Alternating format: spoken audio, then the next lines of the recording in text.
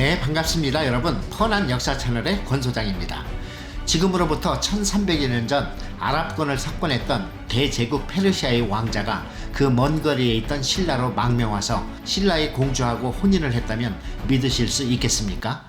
사실 삼국유사의 기록에 의하면 삼국의 밑자락에 있었던 가야국에 인도의 아유타국에서 온 허황우가 김소로 왕과 혼인하여 김혜호 씨의 시조가 되었다는 이야기는 우리가 흔히 들어온 이야기지만, 이를 두고 어떻게 그 먼 거리를 이동해 올 수 있느냐는 반론이 제기되기도 했는데요. 해상 운송 수돈이 낙후되었던 그 시절에 지금의 이란의 전신인 페르시아의 왕자가 대양을 건너 신라에 왔다는 건 실로 믿기 어려운 이야기가 아닌가 싶기도 합니다.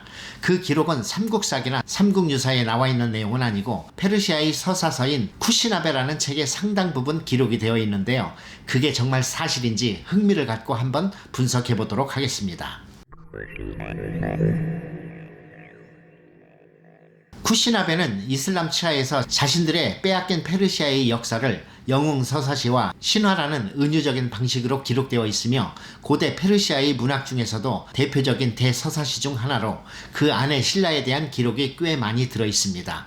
2009년에 이희수 교수의 논문을 통해 그 존재가 국내에 알려졌고, 많은 역사학자들이 노력 끝에 2013년에 영국 구립도서관 희귀문서 중에서 원본을 찾게 되어 13년에 걸쳐 미국, 이란, 중국, 한국 등 국제 공동 연구로 빛을 보게 된 작품입니다. 그 책은 전체 800여 쪽에 달하는 내용 중에서 신라에 관한 부분이 500쪽 이상을 차지할 정도로 중요하게 다루고 있으며 흥미로운 내용으로 가득합니다. 특히 쿠시나베는 페르시아와 신라와의 관계를 새롭게 조명한 문헌 자료로서도 놀랍지만, 주로 전쟁과 영웅, 사랑 이야기에 기반한 동화, 소설, 연극, 다큐멘터리 등 다양한 창작물로 재탄생되기도 했습니다. 이게 무슨 설화 같은 이야기인가 생각하시겠지만, 놀랍게도 페르시아와 관련된 유물이 신라의 영토에서 발견되고 있다는 것이 쇼킹합니다.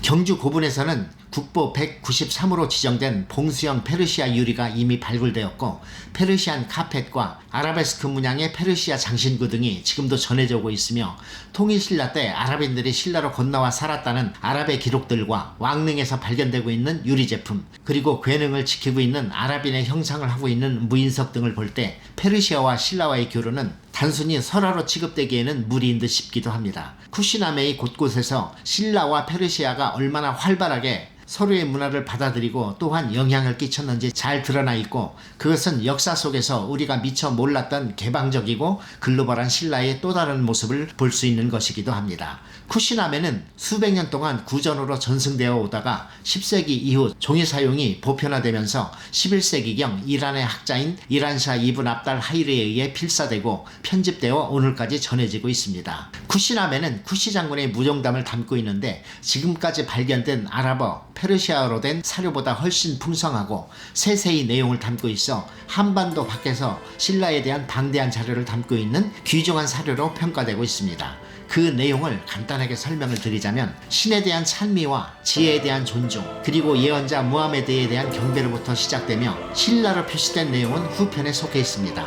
신라와 관련된 내용은 신라의 군대와 지리적 상황, 대도시와 부속도서, 과학정보와 궁전생활 등이 상세히 기록되어 있어 당시 신라와 사산조 페르시아가 서로 친한 동맹국이며 교류가 활발했음을 짐작해 볼 수 있습니다. 페르시아의 왕자였던 아비틴이 신라에 망명하여 신라의 공주인 프라란 공주와 혼인하였고, 그들 사이에서 태어난 페레이둔이 성장하여 페르시아를 망하게 한 이슬람 왕조를 쳐들어가 그들을 모두 물리치고 평화를 되찾는다는 내용으로 기술되어 있습니다. 하지만 이에 관련된 반대 입장도 만만치 않은데요. 쿠시나베에 등장하는 신라는 우리의 신라와 이름만 같을 뿐이며, 지명, 인명의 명칭과 역사적 사실이 신라의 그것과 일치하지 않고, 왕실과 사회의 묘사가 신라를 정확히 반영하고 있지 않고 있어 향후 연구 과제가 되는 부분이라는 주장도 제기되고 있습니다.